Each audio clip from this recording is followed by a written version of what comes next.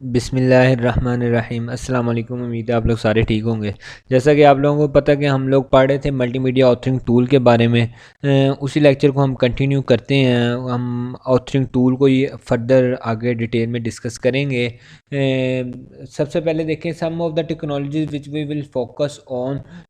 हम जो टेक्नोलॉजी के ऊपर फोकस करेंगे उसके अंदर मल्टीमीडिया ऑथरिंग मेटाफोर्स होंगे, मल्टीमीडिया प्रोडक्शंस होंगी, मल्टीमीडिया प्रेजेंटेशन होगी, ऑटोमेटिक ऑथरिंग होगी। हम इन चारों चीज़ों के ऊपर टेक्नोलॉजी जो है इनके ऊपर जो है फोकस करेंगे। सबसे पहले हम देखते हैं मल्टीमीडिया ऑथरिंग मेटाफोर्स क्या हैं।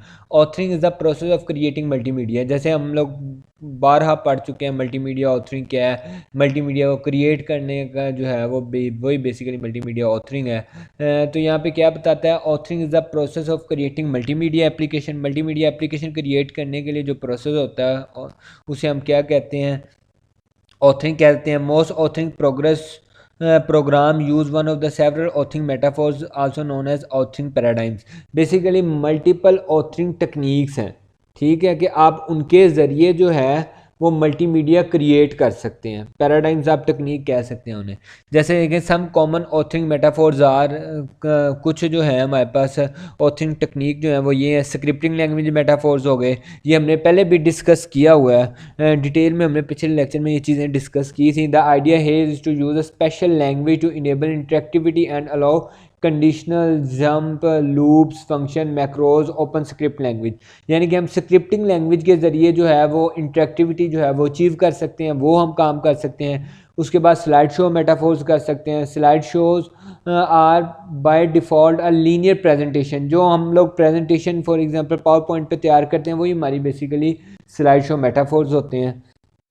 उसके बाद hierarchical metaphors, here use controllable element are organized into a tree structure such as metaphor is often used in menu driven program. यानी कि आप एक ट्री स्ट्रक्चर में जो सारा प्रोसीजर को बनाते हैं और उसे फॉलो करते हैं तो वो आपका हायरार्किकल मेटाफोर्स होता है। उसके बाद ग्राफिकल आइकन्स और फ्लो चार्ट जैसे आप कह लें, तो उसके ज़रिए जो आप लोग graphical icons are available in tool box and authoring proceed seeds a flow chart with icon attached. ठीक है, यानी कि हम एक तो आप कह लें आइकन अटैच करके वो काम कर सकते हैं, या हम लोग फ्लो जो है जैसे आप लोग फ्लो चार्ट पढ़ा हुआ है उसी तरह आप फ्लो चार्ट बना के अपना वो सारा काम कर सकते हैं। इसके लिए हम ऑथरवेयर बाय मैक्रोमीडिया जो है वो यूज़ कर सकते हैं।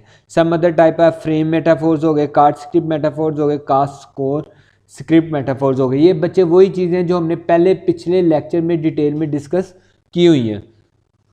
अब हम देखेंगे मल्टीमीडिया प्रोडक्शंस क्या हैं। ठीक है, मल्टीमीडिया प्रोडक्शन क्या है। अब multimedia project can involve a host of people with specialize skill. यानी कि ये मल्टीमीडिया की जब हम प्रोडक्शन कर रहे होते हैं ये नहीं होता कि one and only one man show है। वन मैन शो नहीं है, इसके अंदर आपको पास मल्टीपल स्किल्स के लोग रिक्वायर्ड होते हैं। कोई multimedia production can easily involve an art director हो गया, ग्राफिक डिज़ाइनर हो गया, प्रोडक्शन आर्टिस्ट हो गया, इंटरफेस डिज़ाइनर हो गया, साउंड डिज़ाइनर हो गया, 2D एंड 3D एनिमेटर्स हो गए। बच्चे इन सब की मदद से जो हम एक मल्टीमीडिया प्रोडक्शन जो है वो अचीव करते हैं, एक मल्टीमीडिया बनाते हैं।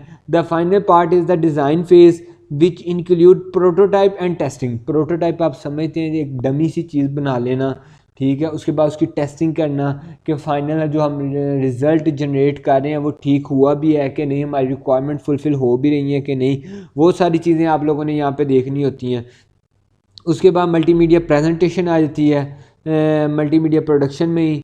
प्रोडक्शन हमने देख ली है कि बेसिकली हम कैसे मल्टीपल स्किल्स की बेस पे हम प्रोडक्शन करते हैं अपने मल्टीमीडिया की। उसके बाद उसकी प्रोटोटाइप करते हैं, उसके बाद टेस्टिंग करते हैं। उसके बाद हम देखेंगे multimedia presentation. This section include some effect to keep in mind for presenting multimedia content. Multimedia का कंटेंट जो है वो प्रेजेंट करने के लिए हम मल्टीमीडिया प्रेजेंटेशन आप कह लें यूज़ कर सकते हैं। ग्राफिक स्टाइल्स होते हैं कि many presentation are meant for business display rather than appearing on the screen. Human visual dynamics are considered in regard to how such presentation must be constructed.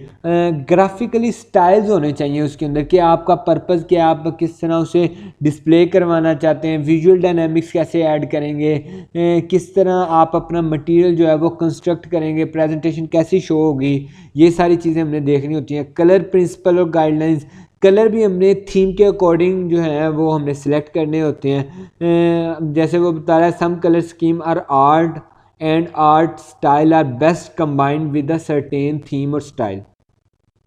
आपके थीम के साथ, आपके स्टाइल के साथ जो है कंबाइंड होने चाहिए, मैच करने चाहिए। A general hint is not to use too many colour.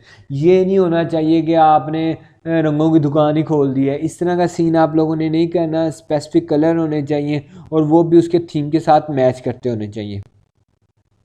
Font का स्टाइल होना चाहिए। फ़ॉन्ट, बच्चे यहाँ पे सारी बेसिक चीज़ें हैं, ये सारी वो चीज़ें हैं जो हमने अपनी डेली लाइफ में यूज़, प्रेजेंटेशन कर बनाते हुए आप लोग ये सारी चीज़ें यूज़ करते हैं। तो इसलिए इसे बहुत ज़्यादा परेशान होने की ज़रूरत, पता नहीं क्या बात है। ये सारी वही चीज़ें हैं कि जी फ़ॉन्ट क्या होगा, स्टाइल कैसा होगा, कलर स्कीम कैसी होगी, उसकी प्रेजेंटेशन में हम क्या शो करवाते हैं, कंस्ट्रक्ट कैसे करते हैं, ये सारी मल्टीमीडिया प्रेजेंटेशन के अंदर वही बातें हैं। कि फ़ॉन्ट कैसा होना चाहिए, उसका साइज़ कैसा होना चाहिए। देखें वो लार्ज फ़ॉन्ट कहता है मैक्सिमम 18 to 36 पॉइंट होने चाहिए, 6 to 8 लाइंस पर स्क्रीन। एक स्क्रीन के ऊपर 6 से 8 लाइनें जो हैं वो आपकी होनी चाहिए। एनिमेशंस ऐड होनी चाहिए। Video transition indicate a change to next section, जब आप एक स्लाइड से दूसरी स्लाइड पे जाएं तो वीडियो ट्रांजिशन जो है वो होनी चाहिए। Some of the technical design, technically भी हमें चीज़ों को देखना चाहिए, जैसे कंप्यूटर प्लेटफॉर्म्स क्या है, किसके ऊपर ये चलनी है, वीडियो जो हम ऐड करना चाहते हैं, जो हम मिक्सिंग करना चाहते हैं, या कुछ भी इस तरह की हम रिक्वायरमेंट को फुलफ़िल करना चाहते हैं तो उसका फॉर्मेट क्या है, रेजोल्यूशन उसकी क्या है, मेमोरी क्या होनी चाहिए, हमारे पास मेमोरी इतनी है भी कि नहीं, किस तरह मेमोरी को मैनेज करना है, डिलीवरी मेथड्स क्या हैं, CD, DVD, hand written, print out, email, क्या हम यानी कि डिलीवरी मेथड है हमारा, वो सारा हमें टेक्निकली सोच के काम करना चाहिए। उसके बाद automatic authoring, by this term one can mean that either an advance helper or mechanism to facilitate creation of more useful multimedia document for existing source. कहता है जी हमारे पास जो ऑटोमेटिक ऑथरिंग है उसको यूज़ करते हुए, जो एडवांस हेल्पर टेक्निक्स है हमारे पास, मैकेनिज्म है, उनको यूज़ करते हुए हम अपने एग्जिस्टिंग सोर्सेज के अंदर एक बेहतर जो है क्रिएशन जो है, मोर यूजफुल मल्टीमीडिया जो है वो क्रिएट कर सकते हैं। ठीक है, एग्जिस्टिंग सोर्सेज के अंदर ही हम रहते हुए नई टेक्नोलॉजीज़ को, नए मैकेनिज़्म को, एडवांस हेल्पिंग टेक्निक्स को यूज़ करते हुए हम एक अच्छा मल्टीमीडिया जो डॉक्यूमेंट है वो क्रिएट कर सकते हैं। Some important term which one should know are hypermedia document क्या होता है। ठीक है, hypermedia text, basic hypermedia text अगर हमें याद हो कि बेसिकली हम जो कहते हैं HTML, hyper text markup language, hyper text basically text के ऊपर लिंक होते हैं कि हम उसके ऊपर मूव कर सकते हैं, ये बेसिकली हाइपर टेक्स्ट है। Generally 3 step are involve in producing document means to be viewed non linearly. यहाँ पे देखें इंफॉर्मेशन जनरेशन और कैप्शन होनी चाहिए, ऑथरिंग होनी चाहिए, पब्लिकेशन होनी चाहिए। Authoring is a major aspect among 3। इन तीनों में सबसे ज़्यादा जो है वो मेजर जो है वो है ऑथरिंग का। ऑथरिंग क्या है, क्रिएशन, ठीक है, मल्टीमीडिया की। पब्लिकेशन होगी उसके बाद। एक्सटर्नलाइजेशन वर्सेस लीनियलाइजेशन, दूसरा स्टेप जो है वो ये एक्सटर्नलाइजेशन और वर्सेस लीनियलाइजेशन। अब देखिए लीनियलाइजेशन बेसिकली क्या है कि मैं फॉर एग्जांपल आप कहने के डिज़ाइनर हूँ, ठीक है, मैं डिज़ाइन करने लगा हूँ। अब पहले सबसे पहले वो मेरे माइंड में एक स्केच सा बन रहा है, ठीक है, कि माइंड में मैं कह रहा हूँ कि यार मैंने इस तरह की डायग्राम बनानी है। अब भी वो बेसिकली मैंने पेपर पे जो है वो लोड नहीं की, माइंड में ही है मेरे, ठीक है। तो वो माइंड वाले चीज़ को पेपर पे लेके आना लीनियलाइजेशन हो गई। इसी तरह एक्सटर्नलाइजेशन है, इंक्लूड हाइपरलिंक्स। हाइपरलिंक्स को हम इंक्लूड कर देते हैं which allow us to freedom to partially mimic the authoric thought, यानी कि वो जो हमारी ऑथरिक थॉट्स हैं वो सारी हम हाइपर लिंक के मदद से उन्हें यूज़ करते हुए हम उसे एक्सट्रैक्ट कर दें, यूज़ कर लें या जनरेट कर लें। ये सारी हमारी एक्सटर्नलाइजेशन होगी। उसके बाद semi automatic migration of hyperlink. Hyperlink के ज़रिए हम लोग क्या करते हैं, उनको लिंक कर देते हैं दूसरे टेक्स्ट के साथ। ठीक है। सेमी ऑटोमेटिक जो बेसिकली हमारे पास ये हो जाएगी, जहाँ पे देखें ये बेसिकली सारी चीज़ें बुक के अंदर ही हैं हमारे पास। ये देखें यहाँ पे हमारे पास बुक जो है वो शो हो रही है, इसी के अंदर ये सारी चीज़ें उसने डिस्कस की हुई हैं। जैसे देखें the structure of hyper link for text information in simple nodes represent semantic information, यानी कि ये जो नोड्स होंगे ये सिमेंटिक इंफॉर्मेशन हमें देंगी। एंड ये जो आर्क है हमारे पास for link to other pages, ये दूसरे पेज की तरफ हमें लिंक कर रही होंगी। बेसिकली ये हमारे पास क्या है, सिमा वो semi automatic migration of hyperlinks. इसके बाद अगर यहाँ पे हम देखें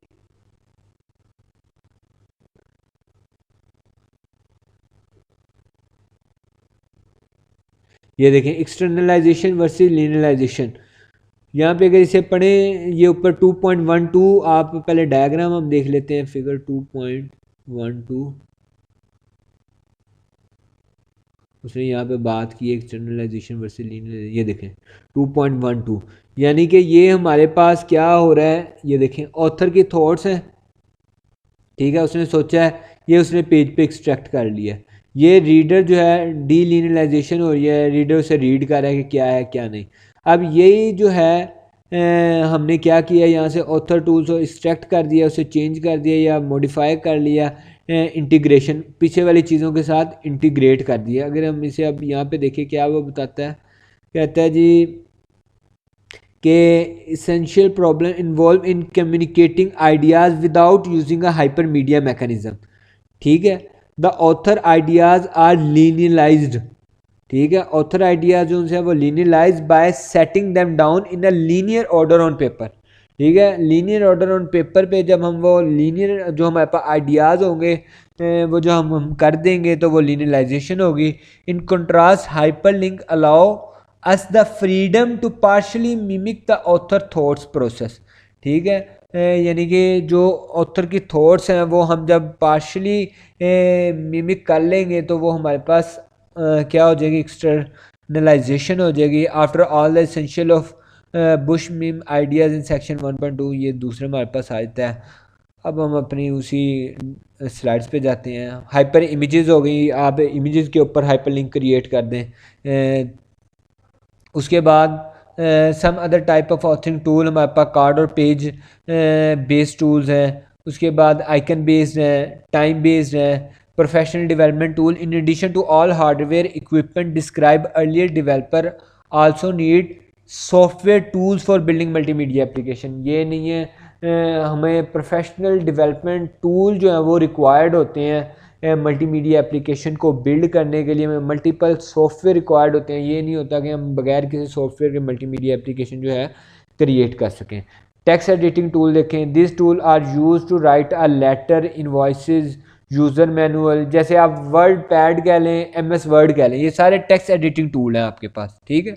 ओपन ऑफिस वर्ड, आप टेक्स्ट एडिटिंग टूल में क्या कर सकते हैं, एग्जिस्टिंग डॉक्यूमेंट को खोल सकते हैं, नया डॉक्यूमेंट्स बना सकते हैं, फ़ॉन्ट को चेंज कर सकते हैं, उसके स्टाइल को चेंज कर सकते हैं। मल्टीपल यानी कि आप जो सारे काम कर सकते हैं वो आप इस टूल में लिख सकते हैं कि जी हम ये सारे काम कर सकते हैं। जैसे देखें feature of text editing tool के बारे में वो बात कर रहे हैं, ये वही सारे फीचर हैं जो अभी मैंने आपको बताए हैं कि टेक्स्ट एडिटिंग टूल जो है वो क्या क्या कर सकता है। Open existing files, creating new file, saving it on some storage devices हो गया, फाइंड एंड रिप्लेस कर सकते हैं, इंसर्ट पेजेस कर सकते हैं, कमेंट कर सकते हैं, फॉर्मेट कर सकते हैं, आप फ़ॉन्ट का सेट कर सकते हैं, checking the document for spelling, grammar आप चेक कर सकते हैं, making table with variables, number of columns, आप टेबल क्रिएट कर सकते हैं। जो मीन्स बताने का मकसद ये है कि टेक्स्ट एडिटिंग टूल के अंदर ये सारे काम जो हैं वो हम कर सकते हैं, ये उसके फीचर हैं टेक्स्ट एडिटिंग टूल के अंदर।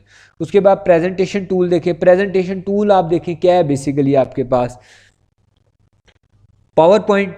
अब पावर पॉइंट में आप क्या कर सकते हैं, प्रेजेंटेशन कैसे बना सकते हैं, यानी कि आप लोग नई प्रेजेंटेशन बना सकते हैं, एडिट कर सकते हैं, मीन्स के वही सारे टूल हो गए हमारे पास। कई useful editing and authoring tool में से हमारे पास आप देखें अडोब प्रीमियर भी है हमारे पास, ठीक है, वो भी ऑथरिंग टूल है हमारे पास। उसके बाद अडोब डायरेक्टर एंड मैक्स हो गए, MX हो गए, ये भी हमारे पास ऑथरिंग टूल है। अडोब फ्लैश एंड MX ये भी हमारे पास ऑथरिंग टूल है। ड्रीम वेवर ये भी हमारे पास ऑथरिंग टूल ही है। लेकिन अभी हम प्रेजेंटेशन टूल की बात कर रहे हैं। Computer based presentation technology is used to communicate more effectively with the student, business, delegates, sponsor and the client. यानी कि आप लोग कंप्यूटर बेस्ड अगर प्रेजेंटेशन टेक्नोलॉजी अगर यूज़ करें, वो सबसे बेहतरीन है कम्युनिकेशन करने के लिए, स्टूडेंट के लिए, बिज़नेस के लिए, बिज़नेस डेलीगेशन के लिए या स्पॉन्सर, किसी को भी आपने कोई चीज़ जब प्रेजेंट करनी है, कंप्यूटर बेस्ड प्रेजेंटेशन सबसे बेहतरीन हल है। उसके अंदर माइक्रोसॉफ्ट पावर पॉइंट हो गया, कोरल प्रेजेंटेशन हो गई, मैक्रोमीडिया डायरेक्टर्स हो गए, एडोब एक्रोबैट हो गए, ये सारे जो है प्रेजेंटेशन टूल है हमारे पास। इनके फीचर देखें, वही चीज़ें जो मैंने आपको पहले बताई हैं। ये लास्ट टाइम जो है वो पेपर में भी आ चुका है प्रेजेंटेशन टूल के बारे में। ठीक है बच्चे, लास्ट टाइम पेपर में ये चीज़ डिस्कस हो चुकी है कि एमएस पावर पॉइंट वो प्रेजेंटेशन टूल के बारे में आप लोग डिफ़ाइन करें, एक्सप्लेन करें। वो मैं पेपर भी आप लोगों को आज ही ग्रुप में आपके सेंड कर दूंगा, उसके अंदर आप लोग देख लीजिएगा। एक क्वेश्चन जो पहला क्वेश्चन है पेपर का वो हमने डिस्कस कर लिया है। वो सारी चीज़ें जो अभी तक हमने पढ़ी हैं वो बेसिकली पहले क्वेश्चन नहीं थी। तो अब यहाँ पे देखें, ये दूसरे क्वेश्चन की भी हम बात कर रहे हैं। अब you can create a new presentation हो गई, न्यू डॉक्यूमेंट क्रिएट कर सकते हैं।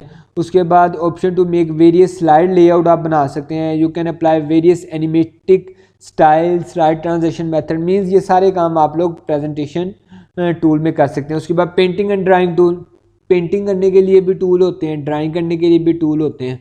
ठीक है, ये अब उसकी बात कर रहा है। These are perhaps the most important things for all multimedia project.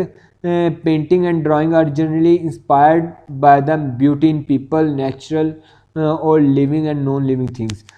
Drawing basically आपने देखनी होती है, पेंटिंग के मल्टीपल यूज है, ये मल्टीमीडिया में बहुत ज़्यादा रिक्वायर्ड होते हैं। ये बेसिकली लोग इंस्पायर्ड होते हैं ब्यूटी से, उसकी मदद से आप लोग बना सकते हैं, या आप लोगों के थॉट्स जो हैं आप उन्हें ड्रॉ कर सकते हैं। ये सारी चीज़ें जैसे आपको पेंटिंग के बारे में जो भी पता है वही सारी यहाँ पे बातें हैं। फीचर्स क्या हैं? All the drawing tool have the GUI, graphical user interface होना चाहिए, विद मेन्यू होने चाहिए, टूल बार्स होने चाहिए, डायलॉग्स होने चाहिए उसके अंदर। Tool to draw straight line, rectangle areas. आप पेंट सिंपल नहीं करते, हमारे जो लैपटॉप्स में, कंप्यूटर में पेंट है, आप सिंपल वो भी ले लें कि यार वो पेंट हो गया, या उसके बाद जितने ड्राइंग टूल्स हैं आपके पास आप वो ले लें। ठीक है, जिसके अंदर आप कोई ड्राइंग ड्रा कर सकते हैं, कोरल ड्रा हो गया, फोटोशॉप हो गया, आप उसके अंदर भी ड्राइंग ड्रा कर सकते हैं। ठीक है, इरेजर टूल होना चाहिए, support for text of different size, shapes and type, good colour scheme होनी चाहिए, ब्रश होने चाहिए, ये सारे यानी कि हमारे पास पेंटिंग एंड ड्राइंग टूल के अंदर होने चाहिए। इमेज एडिटिंग टूल होना चाहिए। बच्चे ये सारी वो चीज़ें हैं जो आप लोग समझते हैं। अब इमेज को एडिट करने का एक टूल, उसके अंदर क्या होना चाहिए? क्रॉप होना चाहिए, हम उसे क्रॉप कर सकते हो, उसका फॉर्मेट सेट कर सकते हो, स्कैन कर सकते हो, उसके अंदर कोई नई टेक्स्ट ऐड कर सकते हो, कंबाइन कर सकते हो, रीशेप कर सकते हो। ये सारे काम जो हैं वो एडिटिंग टूल के अंदर आपके पास होने चाहिए। इसी तरह एनिमेशन टूल है आप लोगों का, उसके अंदर भी ये सारे animation is to show the still images at a certain rate to give it visual effect है। विजुअल इफेक्ट वो क्रिएट कर, स्टिल इमेजेस आप बना लें, आप उसके अंदर एनिमेशन क्रिएट कर लें इमेजेस की मदद से, ये शेप उसकी कलर चेंज कर लें, ओरिएंटेशन चेंज कर लें, उसके ऊपर फोकस कर सकें। मीन ये सारे काम आप जो हैं वो एनिमेशन के ज़रिए भी कर सकते हैं। 2D 3D एनिमेशन क्रिएट कर लें, फ्लैशेस क्रिएट कर लें। उसके बाद देखें प्लग्स इन क्या है। A plugs in is a separate or module that behaves as a thought in a part of the web browser. Web browser के अंदर जो हमारे पास एक बेसिकली चीज़ें यूज़ होती हैं, आप उसे कह सकते हैं जैसे एडोब एक्रोबैट रीडर हो गया, आप लोग वो ओपन करते हैं, अब वो वेब ब्राउज़र के ज़रिए ही एडोब एक्रोबैट जो है वो ओपन कर देता है और वो आप लोगों को दिखा देता है जो आपने PDF फाइल वगैरह ओपन की होती है। उसके बाद साउंड एडिटिंग टूल होने चाहिए आपके पास। साउंड इज़ अ की कंपोनेंट इन एडिटिंग। एडिटिंग के अंदर साउंड जो है वो आपका की एलिमेंट है बच्चे। ठीक है, अगर देखें मैंने आपको बारहा बताया कि अगर आपका साउंड इफेक्ट ही ठीक नहीं है, मीन्स आवाज़ किधर है और पिक्चर किधर है, तो वो एक जो आप कह लें हमारा पर्पज़ होता है कि अट्रैक्ट, वो आप कह लें कि एक अच्छा व्यू प्रोवाइड करना, यानी कि सारे मीडियम को कंबाइन करके एक बेहतरीन चीज़ क्रिएट करना, वो नहीं हो सकेगा। ठीक है, वीडियो एडिटिंग टूल्स होने चाहिए। वीडियो को हम जो है वो नई भी क्रिएट कर सकते हो, एग्जिस्टिंग के अंदर भी चेंजिंग कर सकते होने चाहिए, उसके न्यू वर्जन भी क्रिएट कर सकते होने चाहिए। लीनियर एडिटिंग होती है और एक नॉन लीनियर एडिटिंग होती है। Follow a mechanism process employs the use of the camcorders VCR etcetera, ये सारे हमारे पास लीनियर एडिटिंग होती है, यानी कि एक हम मैकेनिज्म को फॉलो अ मैकेनिकल प्रोसेस, एक प्रोसेस को जब हम फॉलो करते हैं वो बेसिकली लीनियर एडिटिंग होती है। नॉन लीनियर क्या होती है? Is almost digital, it work on the principle of cut and paste, cut किया पेस्ट कर दिया, वहाँ से उठाया वहाँ पे पेस्ट कर दिया, वहाँ पे किया वो पे पेस्ट कर दिया, ये सारा जो सा होगा ये हमारे पास लीनियर एडिटिंग होगी। एक मैकेनिकल प्रोसेस को हम फॉलो करते हुए जब एक प्रोसेस को फॉलो करते हुए हम काम करेंगे तो वो लीनियर एडिटिंग होगी। आज का हमारा इतना ही लेक्चर है। होप आप लोगों को बात समझ आई होगी। अगर कोई कन्फ्यूजन हो तो आप लोग मुझसे पूछ सकते हैं। Thank you so much. अल्लाह हाफिज़।